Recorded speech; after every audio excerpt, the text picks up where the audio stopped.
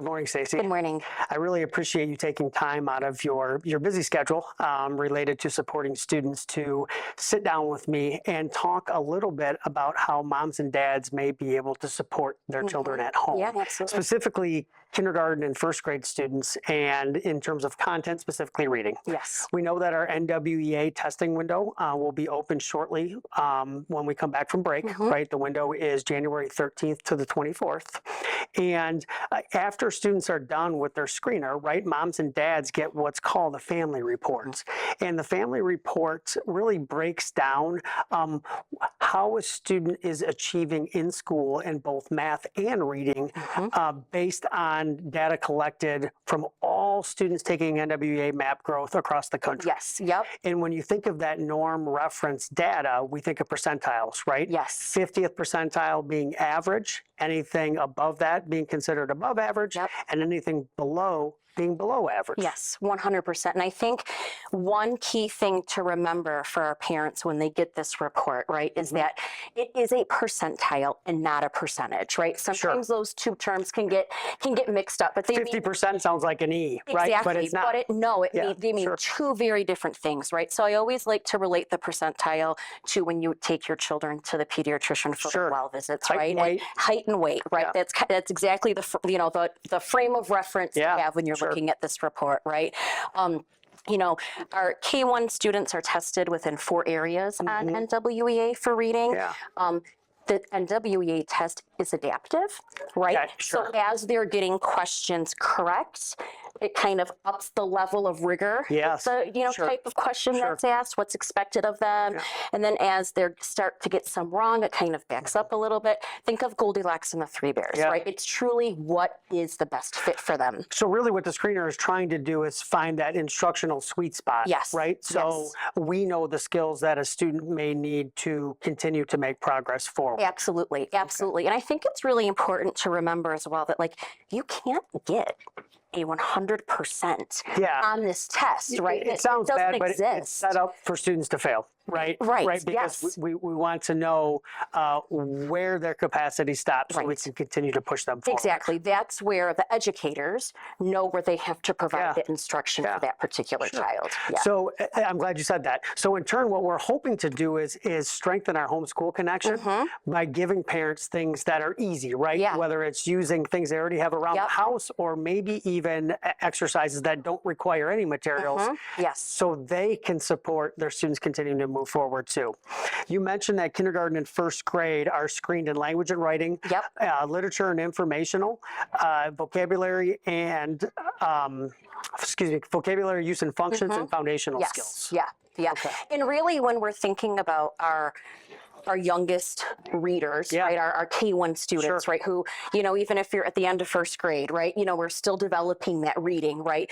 Really, that foundational skill component has to be in place, right? So that those everything else to happen, right? So, I have some great tips and tricks for parents today as a mom of 3 kids myself, right? I know how, precious time is and stuff. So, Okay. So without further ado, let's get started on going through what could be beneficial at home. Sounds great.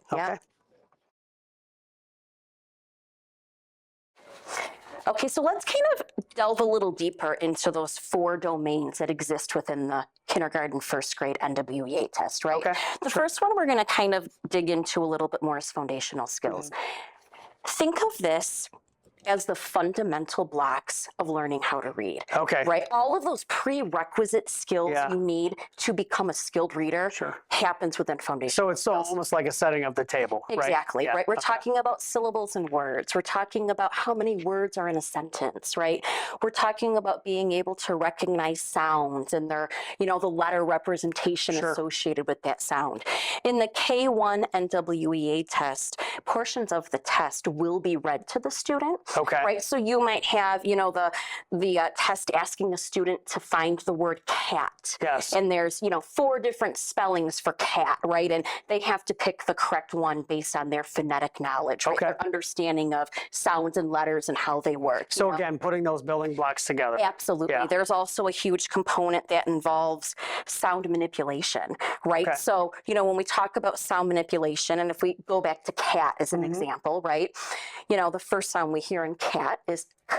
The next sound we hear is a, and then we hear t, right? Well, what happens if I change that t to a p, right? Yeah. Now what Becomes words cap, go? right. Exactly, Okay. right? And so now that child would have to find cap. So Yeah. kind of, and you can see literally the progression and difficulty of the examples that we talked about, right? Sure. Between, listening to words and sentences all the way up the ladder to like, manipulating sounds within words, Okay. right? So as busy parents at home, Yeah, right? sure. We need some activities that Time are is of really the essence, right? exactly.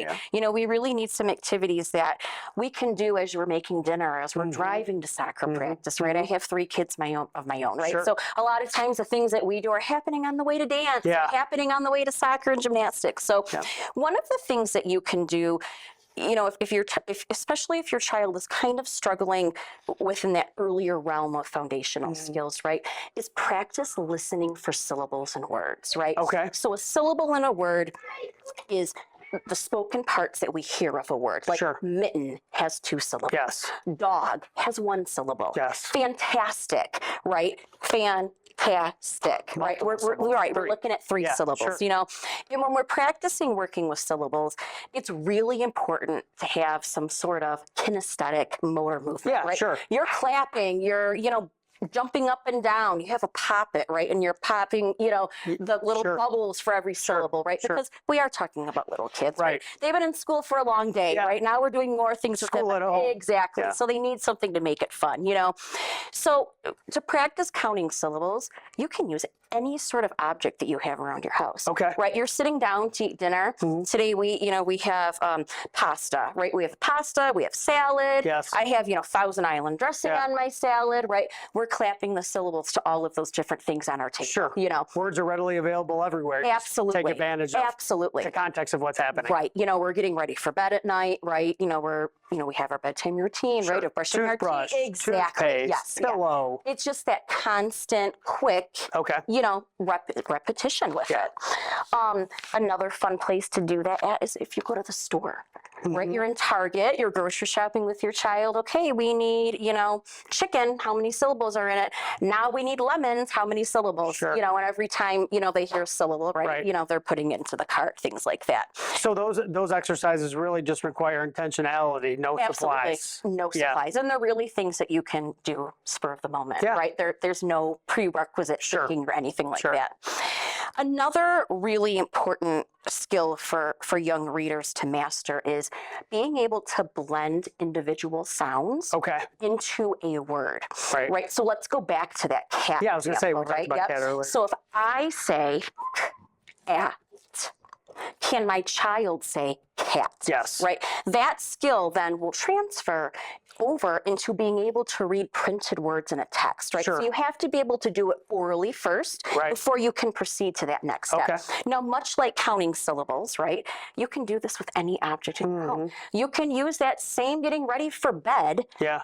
Only you want to make the words a little shorter, right? Because it's really difficult to sound out Yes. toothbrush when you're 5, right? 100%. So, maybe it's a book, right? Because Right. we read a bedtime story How before about bed? Exactly, right? So, okay, now we're going to read our book. What are we going to do? We're going to read our book. Right. Okay, go put on your shoes because we have to go to the park. Yes. What are you going to do? Go put on my shoes. Okay. Again, no prep work, right? Very, very easy, very simple, takes no time. And really, your child doesn't even think that you're like doing school things with them, Sure. right? Because it's fun, right? game. Yeah, right. Can you guess what I'm Right. telling you to do, right? Yeah. So that's another really really good thing. You can also turn it into kind of like an I spy situation, right? Like, I spy a go find it. Sure. And then hopefully, the child goes to the lamp, I right? spy a word with 2 syllables. What is it? Absolutely. Okay. Yes, absolutely. The other thing that is really awesome when you have younger children, you have so many board games in your house, right? Go Fish, Candyland. That can be manipulated to use with any of these activities that we're talking about.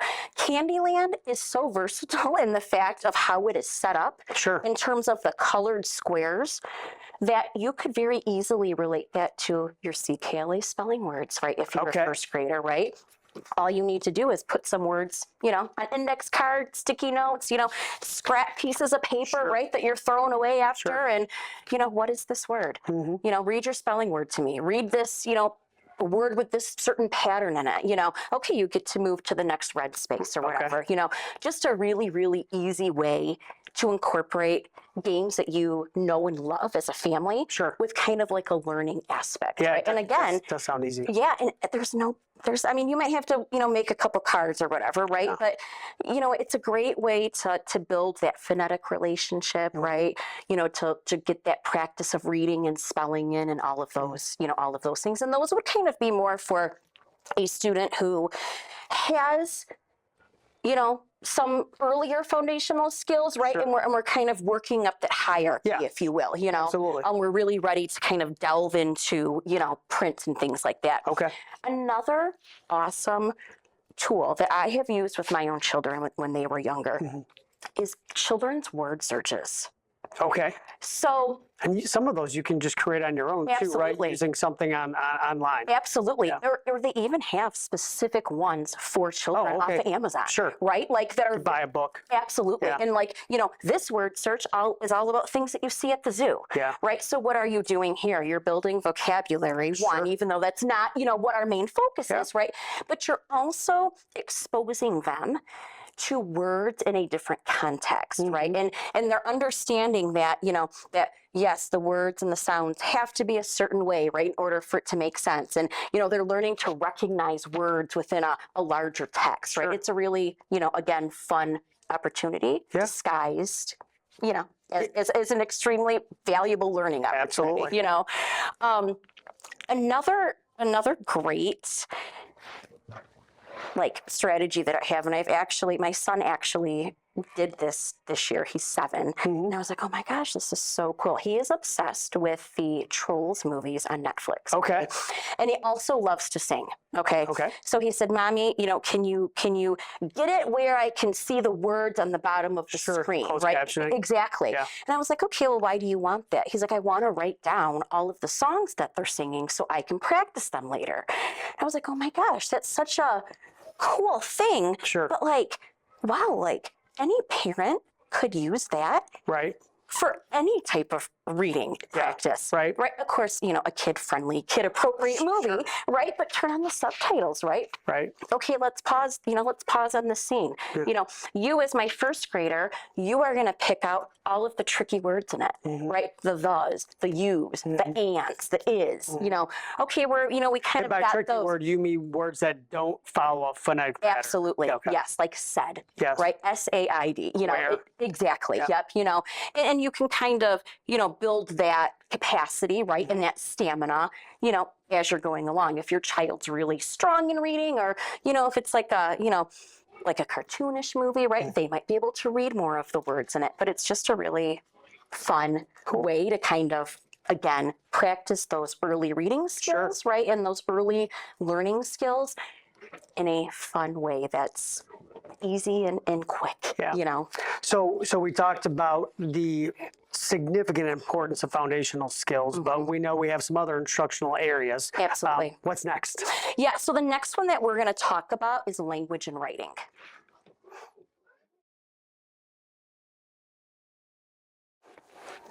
So in the kindergarten and first grade world, right, when we're talking about language and writing, we're really looking at a student's ability to, use capital letters correctly, right? Are they coming at the beginning of a sentence Sure. and, with proper nouns, or, is every A capitalized, right? Just because, the child likes the letter A, Sure. right? So it's really those kind of semantics of writing. Okay.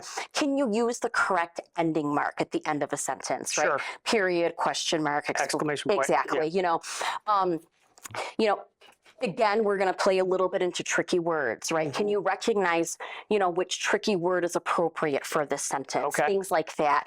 Kind of, being able to describe what a noun is, right? Do you know that it's a person, place, or thing, Sure. right? Without going, into extreme detail. Or proper noun. I mean, you just spoke about capitalization, right? Absolutely. Special, person, place, or Yeah. thing. Okay. And so when we're talking about language and writing, I have found as a parent, right, that the best thing to do is to have a journal between you and your child. Okay. Okay. So I have 3 children, right? We each have our own journals, Sure. right? And so I communicate with them in this journal, right?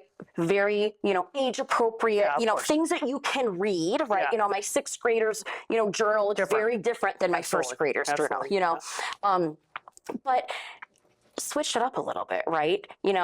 As I'm writing, good morning, how are you today? I don't have any capital letters. Sure. Because they have to fix it. You're right? testing Exactly. their knowledge. They're kind of the teacher, right? Sure. A lot of our young kiddos experience like a morning message in the morning, and things like that, and they're fixing their teachers, errors, and that's kind of what they're replicating here, right? I don't have any punctuation, right? Like, fix it for me, you know, and then they have to then fix it and then also respond back. Okay, sure. And listen, we're talking about 5, 6, 7-year-olds, right? So, if we're going to use that activity, we're not doing all of those things, right? Because it's just too much, right? We're focusing on, there's no capital letters today on this page, right? But there is the ending marks, right? So it's just one skill at a time. And we're probably also talking about a limited volume in terms of writing, right? We're not writing a page. It's maybe a sentence or 2. Absolutely. Or 3. Yeah, absolutely. And I always like to address my journal entries to my kids in a letter format, right? Just so they're exposed to that type of, writing, right? So dear, so-and-so, then, the body, and then, love mommy, right? Especially in this texting world, right? Absolutely. Like the art of, when I think of letter writing or even email, right? When you become an adult, like most likely that'll still be a thing. Yeah, and so absolutely. when our current kindergartners and first graders, move on from K-12 or K-16, and so they need that skill. Absolutely. The other thing that I'm going to touch on again, and we talked about this when we talked about foundational skills, is tricky words, right? So obviously children have to be able to recognize them in print, but they also have to be able to spell them. And spelling them is harder than recognizing because there's no pattern. Absolutely. That's why they're tricky words, right? They break the rules. So as you are reading a book at night, your child is responsible for, 3 tricky words tonight, right? And they're finding those, but then after, they're also spelling them for you, right? Or, in this journal entry idea, right? You spell a tricky word wrong, and they have to, fix it. They basically call you out. Absolutely. Right? Absolutely. When we're also talking about the spelling of tricky words, right? It's also really important to put some sort of kinesthetic, manipulative with it. Play-Doh is a wonderful tool. Oh, yeah. Okay? And something kids love. Absolutely. Absolutely. So, you smash the Play-Doh, get it flat, right? They take their finger, they write said, right? They can make snake letters, in the form of said, right? Anything to just really build that kinesthetic movement, right? They can air write it, I always tell, my students in my reading groups and my own children that when you're doing something like that, the bigger, the better, right? Okay. I'm going like this. It's not really making an impact up here, right? Versus, this big old said, right? Yeah. But also, if I'm going to do something like air writing, this also is not making a massive impact on me because there is no connection between what I am writing in the air versus what I'm saying, right? So we really want it to look like said. S-A-I-D. So the air writing is fine, but we need to add the component of actually speaking the letters that you're forming. Absolutely. Okay. Speaking the letters that you're forming and then saying the word after. Right? Because at the end of the day, that is the ultimate goal with doing some sort of activity like that, Okay. All right. So that was, we've got 2 of the 4 done. We're halfway. What's next? So next we're going to talk about literature and informational text. Okay.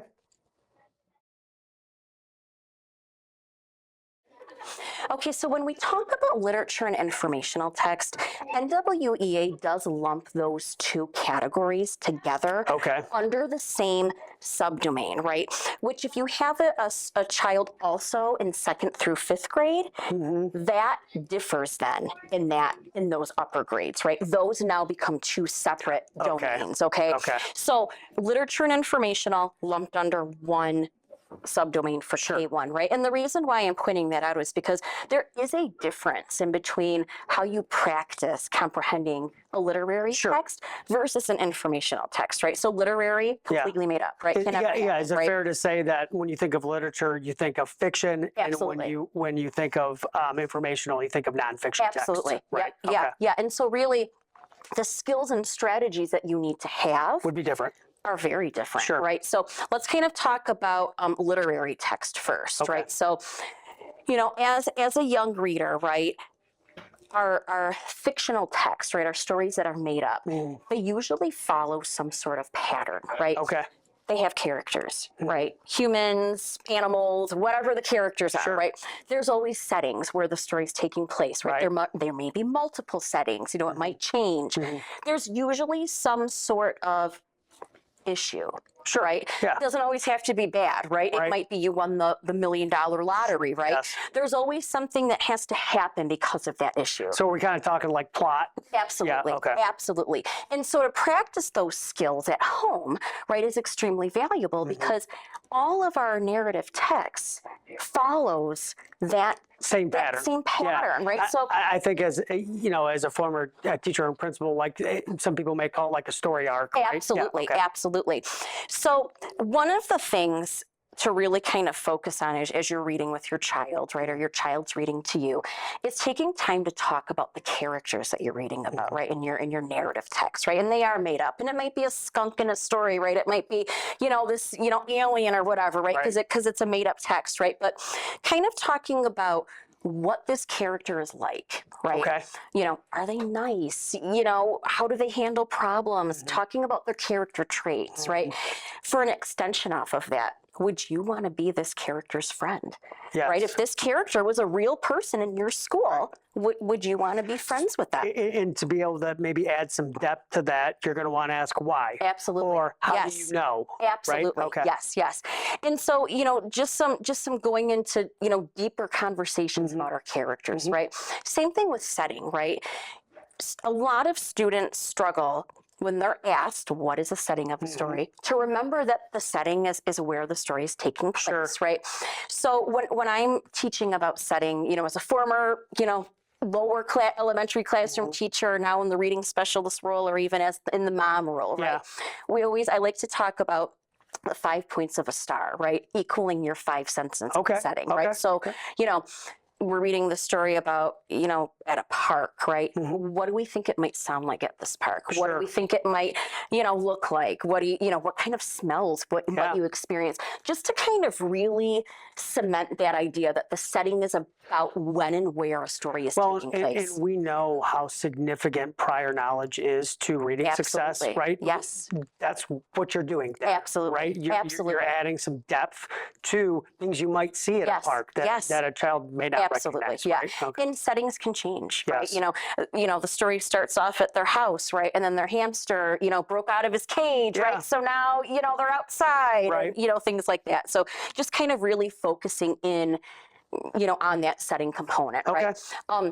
Talking about conflict and resolution, right? If there was an issue in the story, what did they do to solve it? Could they have done something differently? Absolutely. Things like that. If this wasn't the choice, what other choices could they make? Sure. Another really fun activity to do for narrative text especially is, it's not bedtime, right? Because this activity needs to be done a little bit before bed, right? It requires some break capacity. Exactly. So I'm reading my child a picture book, right? But I'm not showing them the pictures, okay? Sure. I'm going to read every 2 or 3 pages to them, and then I want them to come up with a picture for what they just heard me So read. they would articulate like what it looks like in their minds. Absolutely. They're creating that visual representation, which is so important as a reader, right? Because we know that, not all books have pictures in it, right? Like there's not that picture to support every page, right? So that really is a skill that children need to have, Okay. The other thing that you can do for that, if that seems a little too, challenging for your child or something like that, is, you read a couple pages, you show them the picture, right? Before you turn the page to the next picture, they guess what the next picture might be. Okay. Right. So, this page, we're getting in the car to go to the park. The next page, we're driving in the car. We hear a loud pop, right? Before I turn the page, what do you think the picture is going to look like on the next page? Things like that. After you're reading some sort of narrative text, it's really important to talk about the main idea of that story. Okay. Right. So we have all of these different story elements, right? But what was the main idea, the biggest point, right? And why do you think that? Now, a kindergartner is going to struggle with that why part, and that's okay, right? Right now, we just kind of want them to tell us what the main idea was, right? Or I, as mom, am telling them until we're, ready. But and subtly, I think create that expectation that the depth matters, right? Absolutely. The explanation matters. Absolutely. Yeah, absolutely. So then let's kind of talk about informational text, right? Yeah. Informational text is set up very differently than narrative, right? When you're reading informational text, The intent is totally different, right? absolutely, Yeah. you are really reading it to learn something, Yes. right? And so when we look at the setup of informational text, there's what we call text features, right? It has a table of contents, it has chapter headings, it has Bolded, captions, typically, absolutely. right? Sure. Captions And underneath absolutely. pictures. Yeah. And very often we see students not paying attention to those text features. Sure. Even though they're critical in terms of supporting, as you said, with narrative, the main idea. Absolutely. Right. Absolutely. And so, a lot of times we think, oh, story time, right? Like, we're going to get this nice, narrative text and cuddle together, right? It's equally important to expose your child to informational text at home and to really focus on those text features, right? So, I have a picture of a shark, right? And there's a caption underneath it explaining, what the shark is doing in the picture. And, I'm reading it with my child and I point to the caption as I'm reading it, right? So they actually know that I'm reading that caption. Yes. And, we're talking about, oh, look, in the illustration, we see the shark eating, a smaller fish, right? Yes. That's what the caption tells us. Really though, there's a lot of diagrams and, graphs and a lot of information that has to be gleaned from those text features. Taking the time to interpret that. Absolutely. Right? Because that's only going to aid in what you're trying to get out of the reading. Yeah. Okay. And I think too, if we're talking about kindergarten and first grade students, right? So, their informational text, right, is going to look a little different than like a fifth grader. Oh, yeah. No doubt. But having them practice locating information based on the table of contents is also a huge, key, critical skill that they need, right? So, you open up your book on sharks. Let's go back to sharks, right? And, page 2 is, where sharks live, right? Page 3 is the different types of sharks. Page 4 is what sharks eat, right? Okay. So, I flip to the table of contents as mom, right? And I'm okay, like, where would I go in this story or in this text to find information on what sharks eat? Right. And your child is, trying to process, okay, it can't be this page, right? Because I see, where they live and those types of things. Right. The heading's telling them what's, Absolutely. Absolutely. And all of those things together really make for a strong environment at home on how to practice reading. Yeah, it'll help kids get all that they can out of the text, right? No missed opportunities to learn. Absolutely. And, sometimes I hear from parents, I can't find anything for my child to read, right? Yeah. Reading is like a chore, Sure. And a lot of times I find that it is those informational texts that can lure them. Most engaging? Yes. Yeah, because it's about something that they really want to learn about. Sure. Yeah. So the next area that we will focus on is vocabulary. The fourth and final, right? Yes. Uh-huh. Okay.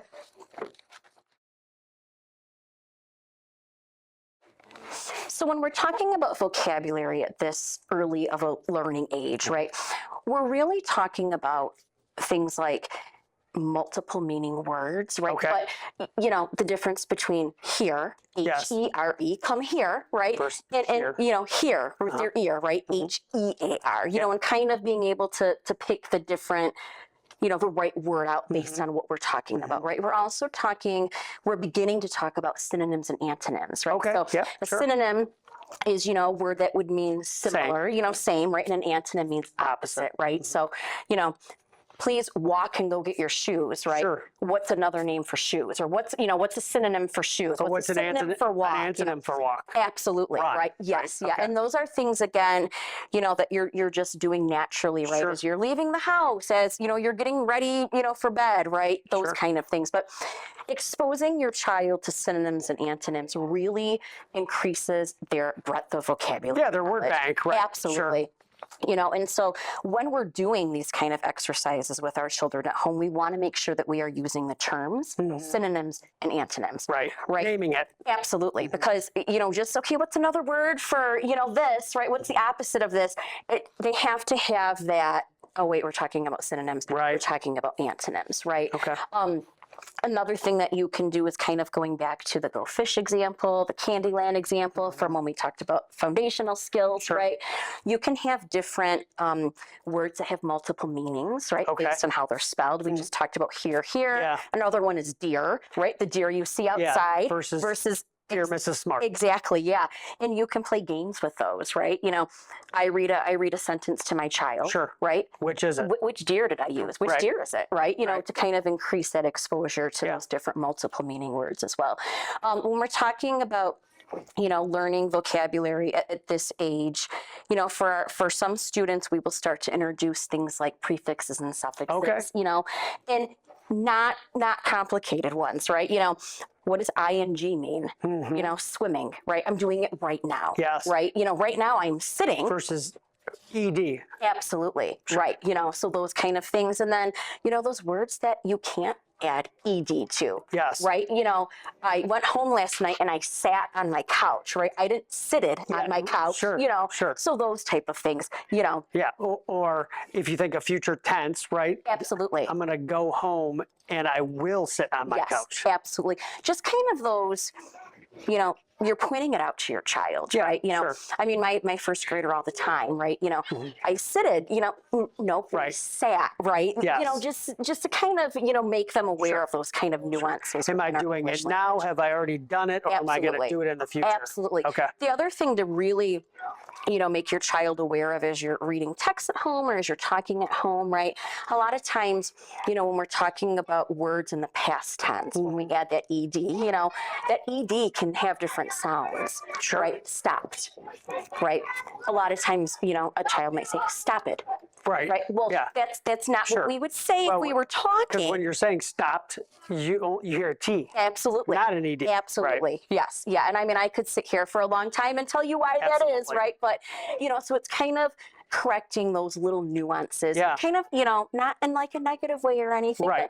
But, well, actually, we don't say stop it, right? Right. Like, if you were telling me, yesterday I stopped, twirling my hair at school, Right. you wouldn't say I stopped twirling my Right. hair at school. So we're not going to read it that way Sure. either, And some of that, for kids, just needs to be internalized. Absolutely. Right? Because Absolutely. there are portions of our language that really don't make a whole lot of sense. Yeah, there's actually a lot of portions of our language that don't make a whole lot of sense. So, I hope that, as parents have, sat and listened through our video today, that they were able to take some, ahas and good practices away and stuff. Sure. And, classroom teachers and reading specialists are always there to offer that additional support to parents who Absolutely. are looking for more ideas. So, Stacey, you're obviously the reading specialist at Indian Hills, right?